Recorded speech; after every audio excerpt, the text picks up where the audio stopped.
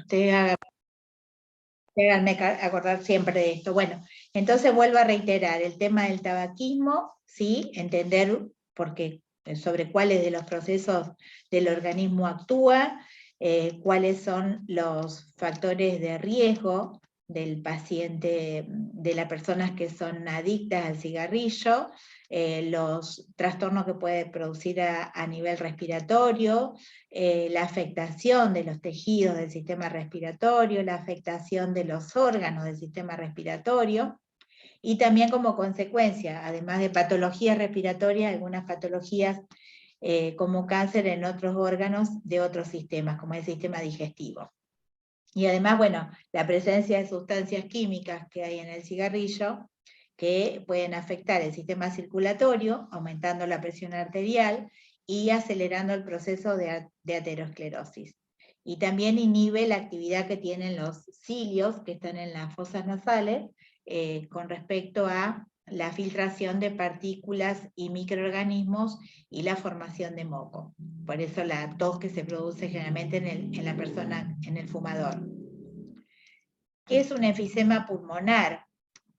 Hay una distensión o agrandamiento irreversible de los espacios aéreos alveolares, con destrucción de los tabiques que hay entre los alveolos, y eso ocasiona que se pierda la elasticidad que tiene el pulmón, ¿sí?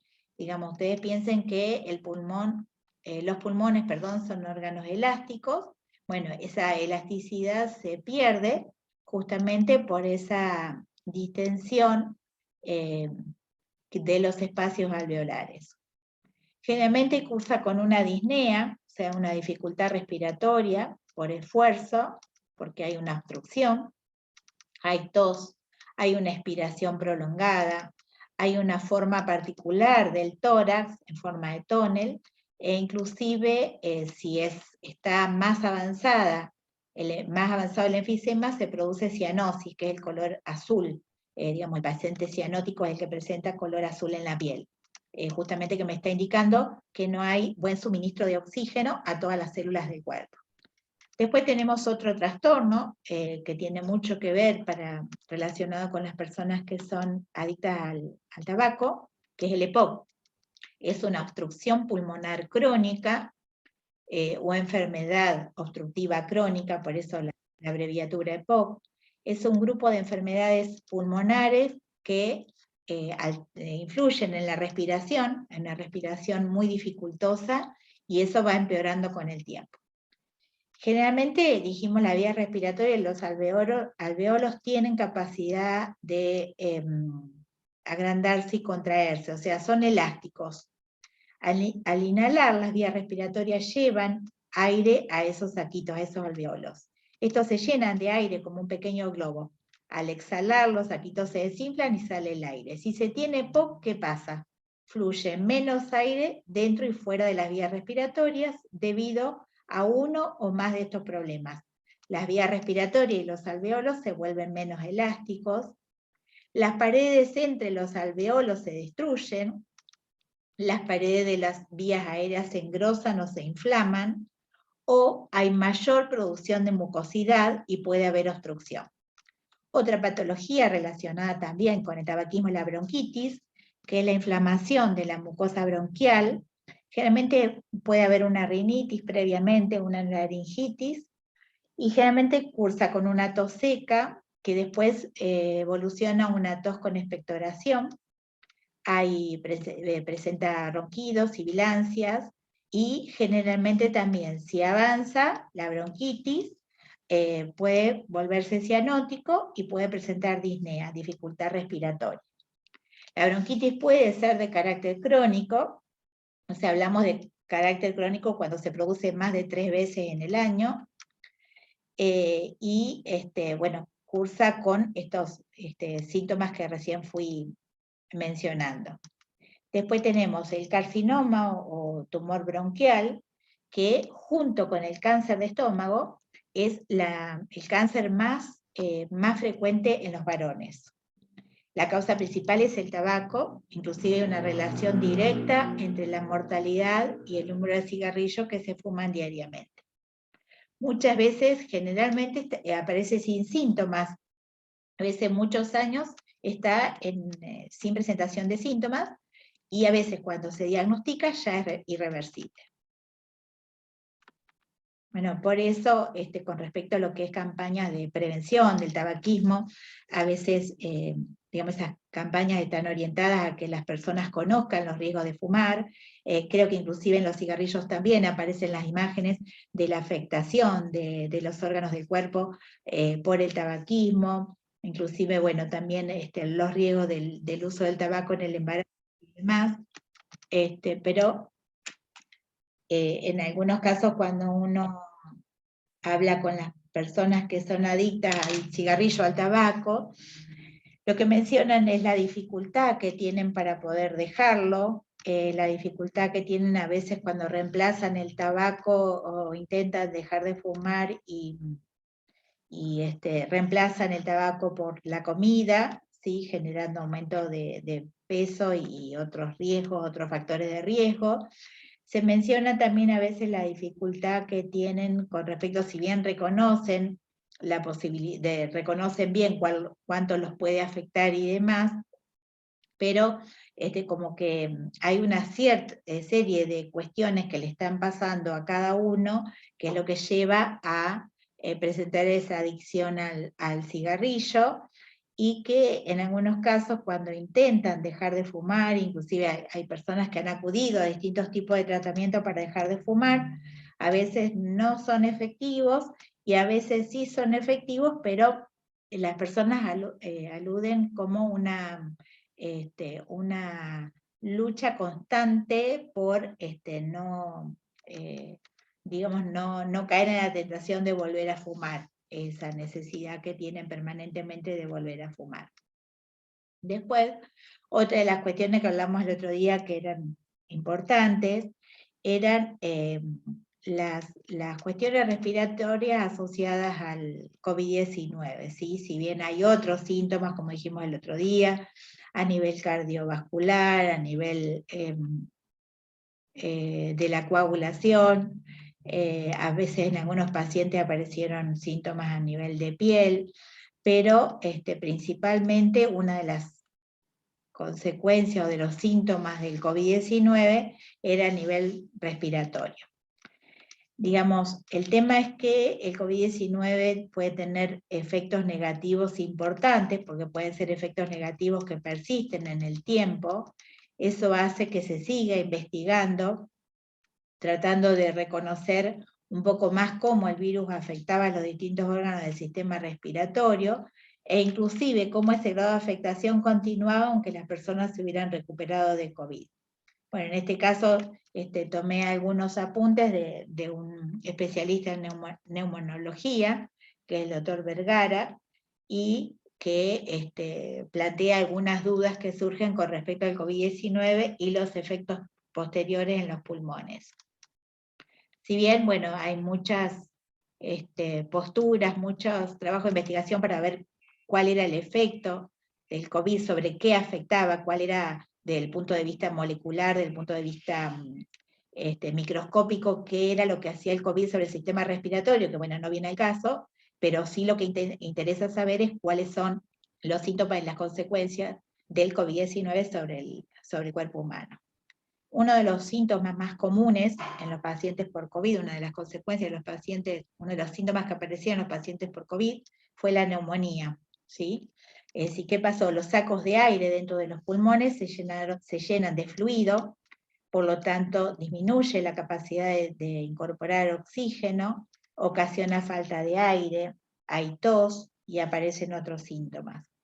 Si bien las personas se recuperan de una neumonía regular, sin consecuencia sobre los pulmones, la neumonía asociada a COVID-19 es mucho más severa. ¿Qué es la neumonía? Es una inflamación de carácter agudo o crónico de los pulmones que afecta principalmente la cavidad alveolar. O sea, volvemos a hablar otra vez de, digamos, siempre la afectación a nivel alveolar, y vamos a entender ahora por qué, digamos, el riesgo de estas patologías cuando veamos cuál es la función de los alveolos en el sistema respiratorio.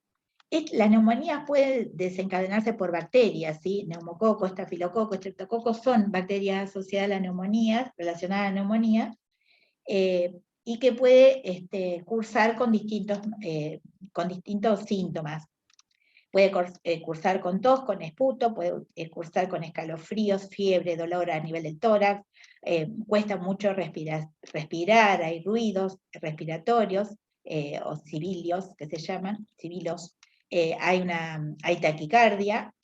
El tema es que de acuerdo al tipo de neumonía, por ejemplo, si una neumonía bacteriana tiene un tipo de tratamiento, y lo que fue la neumonía por COVID, no había mucha posibilidad de tratamiento, solamente lo que se daba en ese momento era la dexametasona como desinflamatorio, pero no se podían utilizar, no tenía sentido utilizar la medicación que se utiliza cuando es una neumonía bacteriana. Después, también hablamos de un síndrome de distrés respiratorio. Digamos, si la neumonía va progresando, digamos, si el paciente va aumentando su dificultad respiratoria, su daño a nivel alveolar, hay más.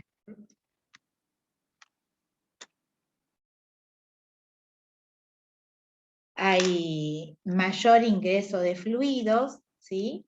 Que justamente desde los vasos sanguíneos va filtrándose ese fluido, y se va aumentando la falta de aire, porque al haber más fluido hay menor capacidad de incorporar aire, y se puede producir lo que se llama el síndrome de distrés respiratorio. Se trata de una forma de insuficiencia pulmonar, lo que hace que los pacientes no puedan respirar por sí mismos. Es por eso que muchas personas en este caso necesitaron de un ventilador que los ayude a circular el oxígeno a través del cuerpo, o sea, una respiración asistida. Después, otra complicación es la sepsis, ¿sí? Digamos, ¿qué pasa? Cuando la infección alcanza la circulación sanguínea, esa infección se expande por todo el organismo. Digamos, los mayores riesgos de los pacientes intubados eran justamente los cuadros de sepsis, ¿sí? Esa infección generalizada que se distribuía por todo el organismo. Entonces, en este caso, esa cooperación, cuando nosotros hablábamos a veces, bueno, todavía no vimos sistema circulatorio, pero hablábamos de esa articulación o integración entre los distintos sistemas.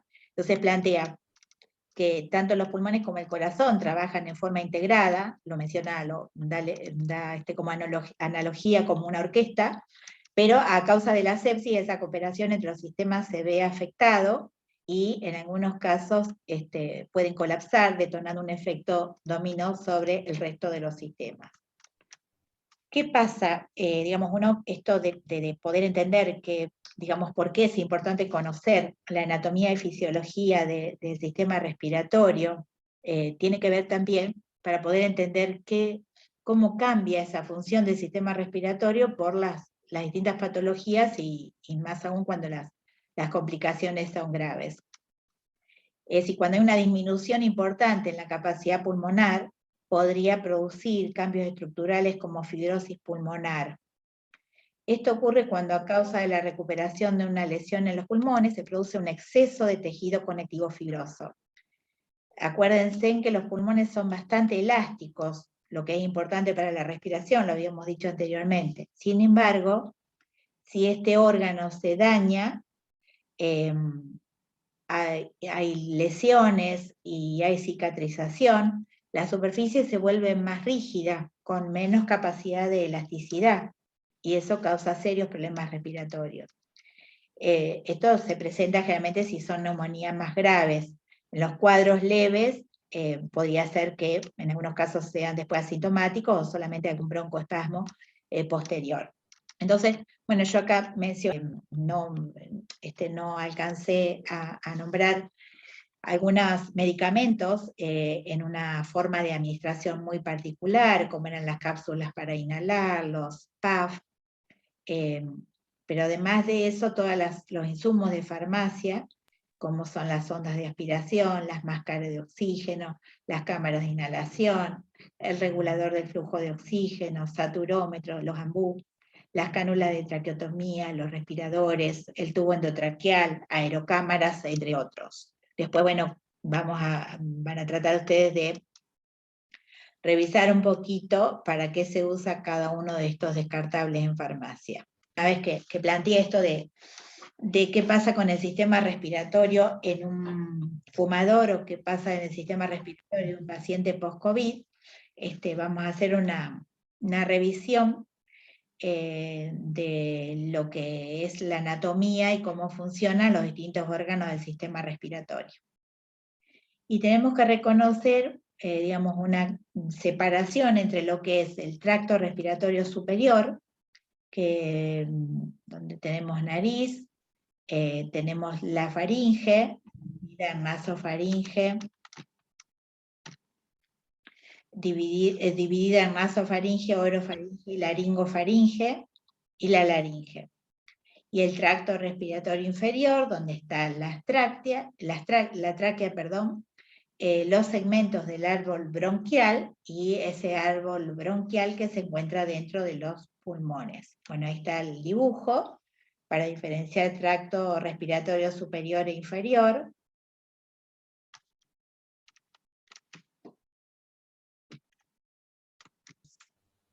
Una de las cuestiones importantes también son las funciones del sistema respiratorio. Digamos, siempre el sistema respiratorio lo asociamos, bueno, es para respirar. Bueno, pero ¿qué es respirar? Digamos, ¿qué incorporamos con la respiración? Incorporamos aire, pero al organismo lo que necesita es la disponibilidad de oxígeno, ¿sí? O sea, dentro del aire que ingresa al sistema respiratorio, lo que interesa es el aporte de oxígeno, ¿sí? Ese oxígeno que se debe transportar a todas las células corporales y que a su vez esas células corporales tienen que eliminar un gas que se llama dióxido de carbono. Digamos, eso a nivel de todo el sistema respiratorio lo puede mencionar uno como un intercambio gaseoso, pero a nivel celular se produce una reacción metabólica muy importante que se llama respiración celular. La respiración celular es una reacción química que utiliza oxígeno y libera dióxido de carbono. Otra función importante del sistema respiratorio es la regulación del pH sanguíneo, ¿sí? El pH sanguíneo es un pH neutro, es decir, un pH cercano a 7, y en la medida que aparece una disfunción respiratoria, o sea, una hipoventilación o una hiperventilación, hace que el ingreso de diferentes cantidades de oxígeno y la eliminación de diferentes cantidades de dióxido de carbono puede generar un cambio en el pH de la sangre. Después, tenemos que pensar también que el sistema respiratorio contiene los receptores del olfato, o sea, el sentido del olfato está regulado por el sistema respiratorio. Además, tiene la función de filtrar, evitando que ingresen partículas y microorganismos al sistema respiratorio. Tiene la función de calentar y humedecer el aire inspirado. El sistema respiratorio participa también en la producción de sonidos, después vamos a ver cuál es el órgano que produce sonidos, y también tiene la función de eliminar cierta cantidad de agua y calor. Entonces dijimos que estaba dividido en el sistema respiratorio superior. Vamos a ver más o menos cómo es anatómicamente la nariz. La nariz tiene una porción interna, una porción externa e interna. La parte externa sería la que sobresale de la cara, y nosotros en la nariz tenemos que reconocer que hay estructura ósea y hay estructura cartilaginosa. Digamos, la parte cartilaginosa es la que forma y sostiene la parte externa de cada ventana de la nariz. Toda la cavidad nasal está separada por una división que se llama tabique, que tiene un rico aporte sanguíneo. Y cada cavidad nasal tiene 3 pasillos. Esos pasillos se llaman meatos. Y además hay una proyección de los cornetes desde las paredes laterales a la porción interna de la nariz. Las aberturas externas de la cavidad nasal reciben el nombre de narinas. El interior de la cavidad nasal se denomina vestíbulo. Y la particularidad del tegumento que está en el interior de la nariz es que, o tejido epitelial que está en el interior de la nariz, es que posee gruesos pelos llamados vibrisas o cilios. Hay glándulas sebáceas y sudoríparas que forman lo que se llama el moco. Los orificios posteriores de la nariz se denominan coanas y los orificios posteriores, dije bien, sí, se denominan coanas, y sería por donde pasa el aire de la cavidad nasal hacia la faringe. Es decir, que si tuviéramos que seguir el camino del aire desde la nariz, sería la siguiente secuencia. Narinas, que son las ventanas nasales, vestíbulo, meatos, inferior, medio y superior, y las narinas posteriores o coanas. Bueno, después tienen aire y que se abren en la cavidad nasal, que aligeran un poco el peso del cráneo, y son cámaras de resonancia para el lenguaje. Después, ¿cuáles son entonces la función de la nariz? Es, digamos, un órgano de paso del aire que ingresa, y va a los pulmones, y de los gases que salen del sistema respiratorio y se liberan hacia el exterior. Actúa filtrando impurezas, calienta, humedece, y de alguna manera sirve como sistema para examinar cuando aparecen sustancias que irritan el tracto respiratorio. Esas cilias son los que sirven como primer filtro, y además tiene la membrana que presenta la nariz, tiene un rico aporte sanguíneo, o sea, hay una irrigación sanguínea importante, y además, digamos, eso va a contribuir a poder calentar el aire que ingresa. Y después, bueno, la liberación de moco, que produce la humidificación y liberación de sustancias, de partículas que no deben ingresar al organismo y no puede afectar los otros órganos del sistema respiratorio. Bueno, ahí tiene la estructura de la nariz, ¿sí? Donde se presentan los cornetes, la cavidad de entrada y la cavidad de contacto entre la nariz y el órgano que continúa, que es justamente la faringe. Acá tenemos una particularidad. La faringe, ¿se acuerdan que la mencionamos también en el sistema digestivo? Por lo tanto, es un órgano que permite el pasaje de aire y que permite el pasaje de alimentos. Por lo tanto, tiene que presentar orificios que permiten controlar, esos orificios permiten controlar a qué lugar van a ir dirigidos ya sea el aire o el alimento. Entonces, por eso distinguimos tres zonas en la faringe. La nasofaringe, que es la relación entre desde las coanas hasta el paladar blando. Tenemos la orofaringe, que está entre el paladar blando arriba y el hueso hioides, y la laringofaringe desde el hueso hioides hasta el esófago. Eso para ubicarlo desde el punto de vista anatómico. La faringe tiene aproximadamente 12,5 centímetros de longitud y estaría más o menos ubicada delante de las vértebras cervicales. Y como les decía, hay 7 orificios.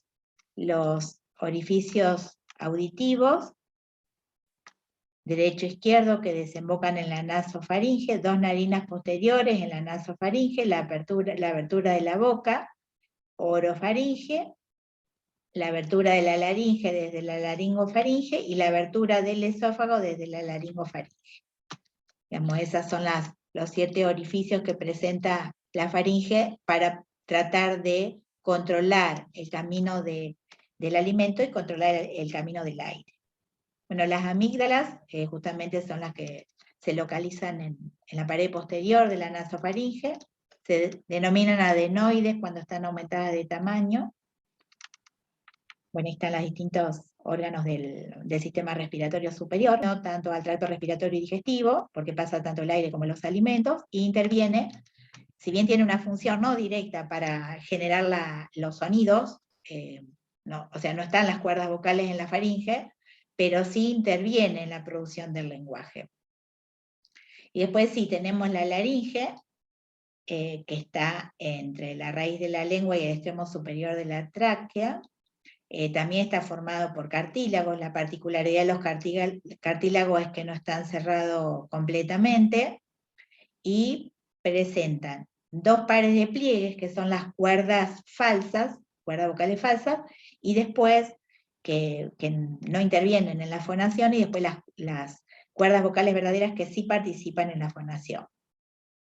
Bueno, hay cartílagos también en la laringe, son 9 y tienen una ubicación diferente y por lo tanto una función diferente. Está el dibujo con los cartílagos. Las funciones de la laringe es la vía aérea hacia los pulmones, protege de la entrada de sólidos o líquidos durante la deglución y además sirve como órgano para la producción de la voz. Bueno, y ahí está el tema de la dinámica de las cuerdas vocales. Digamos, las cuerdas vocales abiertas durante la inspiración y las cuerdas vocales cerradas durante el acto respiratorio inferior. Reconocemos a la tráquea, que más o menos tiene 11 centímetros de longitud y un diámetro de 2,5 centímetros.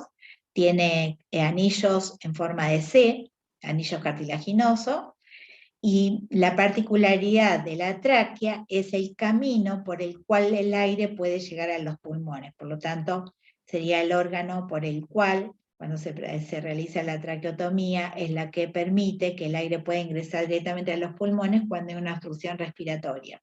La obstrucción de la tráquea puede producir la muerte por asfixia. Después tenemos los bronquios y los alveolos. Los bronquios principales, uno derecho y uno izquierdo. Cada bronquio entra en el pulmón, o sea, entra un bronquio para cada pulmón, y se dividen en bronquios más pequeños, llamados bronquios secundarios. Estos a su vez se vuelven a dividir, formando bronquios más pequeños todavía en diámetro, y son los bronquios terciarios o bronquiolos. Finalmente, esos bronquiolos van a terminar en conductos mucho más pequeños que terminan en lo que nosotros conocemos como los sacos alveolares o alveolos. ¿Sí? Es esa figura clásica que uno ve que parece como en racimo, que es lo que está al final del árbol bronquial, o sea, esa estructura de los bronquios principales que se van ramificando en bronquios de menor diámetro, es lo que se llama árbol bronquial. Y justamente los alveolos son una estructura muy importante, porque esos alveolos están recubiertos totalmente por vasos sanguíneos, ¿sí? Por lo tanto, es en el alveolo donde se produce el intercambio de oxígeno y dióxido de carbono entre el sistema respiratorio y el sistema circulatorio, ¿sí? Entre el alveolo y la sangre. Además, lo que se trata es que bueno, los alveolos no colapsen, por lo tanto tienen un líquido que tiene una propiedad de ser surfactante. Digamos, para que ustedes entiendan lo que es la propiedad surfactante, es lo que hace un detergente en el agua, ¿sí? Es reducir la tensión superficial. ¿Sí? Entonces la función de reducir esa tensión superficial es para que el alveolo no colapse. Bueno, está la imagen de la tráquea, para que ustedes distingan estos aros cartilaginosos que habíamos mencionado y cómo se va dividiendo, se va ramificando, constituyendo lo que se llama el árbol bronquial. Bueno, ese árbol bronquial lo vemos después dentro de los pulmones, y vemos finalmente cómo, a medida que se van produciendo la disminución del diámetro de esos bronquios, termina finalmente en el bronquiolo de menor diámetro, que es el que desemboca en los alveolos, ¿sí? Ahí está la figura de los alveolos, esa figura clásica que uno ve siempre, inclusive cuando a veces se describen ciertas imágenes, ciertas patologías, habla del deterioro sobre esos alveolos. Después entonces reconocemos los órganos principales del sistema respiratorio, ¿sí? Que son los pulmones, que están separados por el mediastino, digamos tenemos el pulmón izquierdo y derecho, y esas estructuras izquierda y derecha están separadas por el mediastino. Tanto los bronquios principales como los vasos pulmonares presentan por esa cara medial en una zona llamada ilio. Bueno, generalmente identifica como una cara inferior o base más amplia y una cara superior o extremo superior que tiene una forma más de vértice.